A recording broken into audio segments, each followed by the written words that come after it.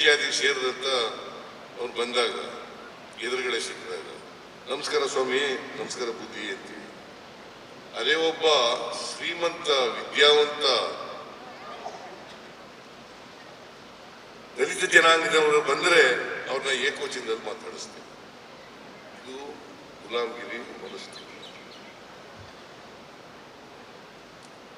ಈ ಮನಸ್ಥಿತಿ ಬದಲಾವಣೆ ಆಗ್ಬೇಕಾದ್ರೆ ಸ್ವಾಭಿಮಾನವನ್ನ ಎಲ್ಲರೂ ಕೂಡ ಬೆಳೆಸಬೇಕು. ಆ ಸ್ವಾಭಿಮಾನ ಇಲ್ಲದೆ ಹೋದ್ರೆ ಕಷ್ಟ. ಸ್ವಾಭಿಮಾನ ಬೆಳೆಸ್ಕೊಂಡಾಗ ಮಾತ್ರ ಈ ಗುಲಾಮಗಿರಿ ಮನಸ್ಥಿತಿ ಇರ್ಲಿಕ್ಕೆ ಸಾಧ್ಯ ಇಲ್ಲ. ಅದಕ್ಕೆ ಆರ್ಥಿಕ ಸಾಮಾಜಿಕ ಸಬಲತೆ ಬಂದಾಗ ಮಾತ್ರ ಈ ದೇಶದಲ್ಲಿ ಎಲ್ಲ ಹಂಚಿಕೆ ಆಗ್ಬೇಕು. ಅದನ್ನೇ ಕಾಯಕ ಅಂತ ಎಲ್ರಿಗೂ ಹಂಚಿಕೆ ಆಗ್ಬೇಕು. ಅಲ್ಲ ಎಂಥದ್ದು ದಾಸೋಹ, ಕಾಯಕ ಮಾಡಿ ಬಂದದನ್ನ ಎಲ್ಲರೂ ಕೂಡ ಹಂಚ್ಕೋಬೇಕು. ಪ್ರತಿಯೊಬ್ಬರು ಕಾಯಕ ಮಾಡಬೇಕು, ಬಂದದನ್ನ ಎಲ್ಲರೂ ಹಂಚ್ಕೋಬೇಕು. ಇದು ಆರ್ಥಿಕ ಸಿದ್ಧಾಂತ. ಇದು ಆರ್ಥಿಕ ಸಿದ್ಧಾಂತವನ್ನ ಆಗ್ಲೇ ಬಸವಾದಿ ಶರಣರು ಇದನ್ನ ನಮ್ಮ ಮುಂದೆ ಇಟ್ಟು ಹೋಗಿಲ್ಲ.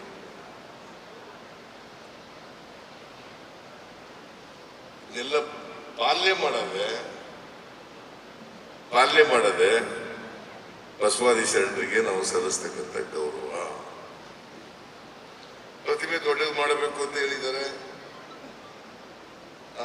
ಬೆಂಗಳೂರಿನಲ್ಲಿ ಮಾಡಬೇಕು ಅಂತ ಹೇಳಿದ್ದಾರೆ, ಇಲ್ಲಿ ಮಾಡಬೇಕು ಅಂತ ಹೇಳಿದ್ದಾರೆ. ಎಲ್ಲಿ ಅಂತ ನೋಡೋಣ, ಒಂದು ದೊಡ್ಡ ಪ್ರತಿಮೆ ಮಾಡೋಣ, ಬಸವಣ್ಣವ್ರ ಪ್ರತಿಮೆ ಮಾಡೋಣ.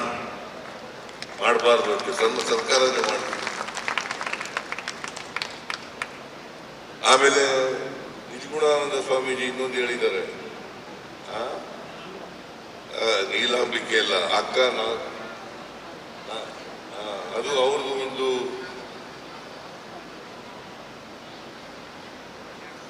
ಅಲ್ಲಿ ಕಲ್ಯಾಣಮ್ಮ ಅಂತ ಈ ಹಳೆಯ ಈ ಇವರು ಬಸವಣ್ಣವರು ಸುಮ್ಮನಿರ್ಲಿಲ್ಲ. ಅವರು ಏನು ಅವ್ರ ಕಾಲದಲ್ಲಿ ಏನ್ ಮಾಡಿದ್ರು, ಎಂತವರವರು ಮಧುವರಸನ ಮಗಳು ಅರಳಯ್ಯನ ಮಗ ಇಬ್ಬರಿಗೂ ಮದುವೆ ಮಾಡಿದ್ರು. ಈ ಅರಳಯ್ಯ ಯಾರ ಜಾತಿ? ಸಮಗಾರರು. ಮಧುವರಸ ಯಾವ ಜಾತಿ? ಬ್ರಾಹ್ಮಣ ಜಾತಿ. ಇವರಿಬ್ಬರಿಗೂ ಮದುವೆ ಮಾಡಿಸ್ಬಿಡ್ತಾರೆ.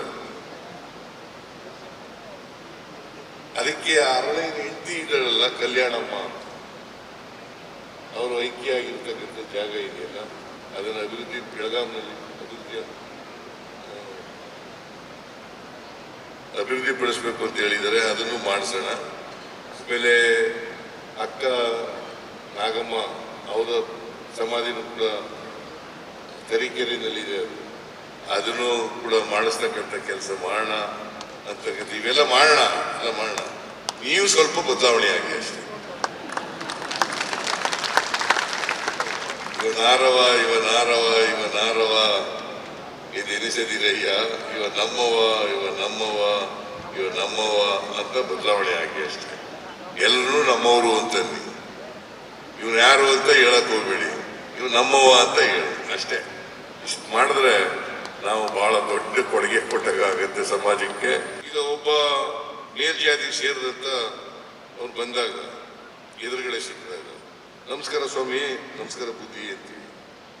ಅದೇ ಒಬ್ಬ ಶ್ರೀಮಂತ ವಿದ್ಯಾವಂತ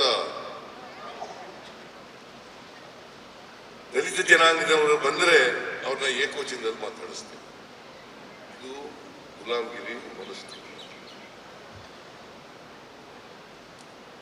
ಈ ಮನಸ್ಥಿತಿ ಬದಲಾವಣೆ ಆಗ್ಬೇಕಾದ್ರೆ ಸ್ವಾಭಿಮಾನವನ್ನ ಎಲ್ಲರೂ ಕೂಡ ಬೆಳೆಸಬೇಕು. ಆ ಸ್ವಾಭಿಮಾನ ಇಲ್ಲದೆ ಹೋದ್ರೆ ಕಷ್ಟ. ಸ್ವಾಭಿಮಾನ ಬೆಳೆಸ್ಕೊಂಡಾಗ ಮಾತ್ರ ಈ ಗುಲಾಮಗಿರಿ ಮನಸ್ಥಿತಿ ಇರ್ಲಿಕ್ಕೆ ಸಾಧ್ಯ ಇಲ್ಲ. ಅದಕ್ಕೆ ಆರ್ಥಿಕ ಸಾಮಾಜಿಕ ಸಬಲತೆ ಬಂದಾಗ ಮಾತ್ರ ಈ ದೇಶದಲ್ಲಿ ಎಲ್ಲ ಹಂಚಿಕೆ ಆಗ್ಬೇಕು. ಅದನ್ನೇ ಕಾಯಕ ಅಂತ ಎಲ್ರಿಗೂ ಹಂಚಿಕೆ ಆಗ್ಬೇಕು.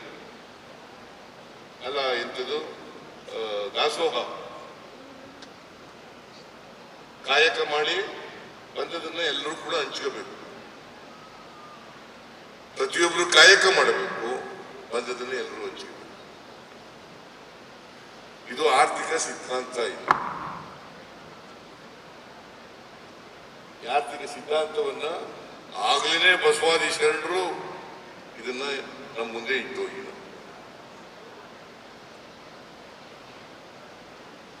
ಇದನ್ನೆಲ್ಲ ಪಾಲನೆ ಮಾಡದೆ ಬಸವಾದಿ ಶರಣರಿಗೆ ನಾವು ಸಲ್ಲಿಸ್ತಕ್ಕಂಥ ಗೌರವ. ಪ್ರತಿಮೆ ದೊಡ್ಡದು ಮಾಡಬೇಕು ಅಂತ ಹೇಳಿದ್ದಾರೆ, ಬೆಂಗಳೂರಿನಲ್ಲಿ ಮಾಡಬೇಕು ಅಂತ ಹೇಳಿದ್ದಾರೆ, ಇಲ್ಲಿ ಮಾಡಬೇಕು ಅಂತ ಹೇಳಿದ್ದಾರೆ. ಎಲ್ಲಿ ಅಂತ ನೋಡೋಣ, ಒಂದು ದೊಡ್ಡ ಪ್ರತಿಮೆ ಮಾಡೋಣ, ಬಸವಣ್ಣವ್ರ ಪ್ರತಿಮೆ ಮಾಡೋಣ. ಮಾಡಬಾರ್ದು ಅಂತ ಸಣ್ಣ ಸರ್ಕಾರನೇ ಮಾಡ್ತೀವಿ. ಆಮೇಲೆ ನಿಜಗುಣಾನಂದ ಸ್ವಾಮೀಜಿ ಇನ್ನೊಂದು ಹೇಳಿದ್ದಾರೆ, ನೀಲಾಂಬಿಕೆ ಅಲ್ಲ ಅಕ್ಕ ಅದು ಅವ್ರದ್ದು ಒಂದು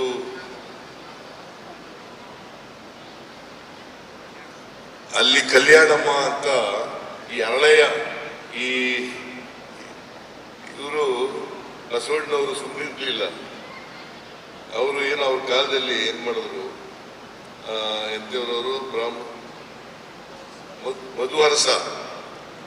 ಮಧುವರಸನ ಮಗಳು ಹರಳಯ್ಯನ ಮಗ, ಇಬ್ಬರಿಗೂ ಮದುವೆ ಮಾಡಿದ್ರು. ಈ ಹರಳಯ್ಯ ಯಾರ ಜಾತಿ? ಸಮಗಾರರು.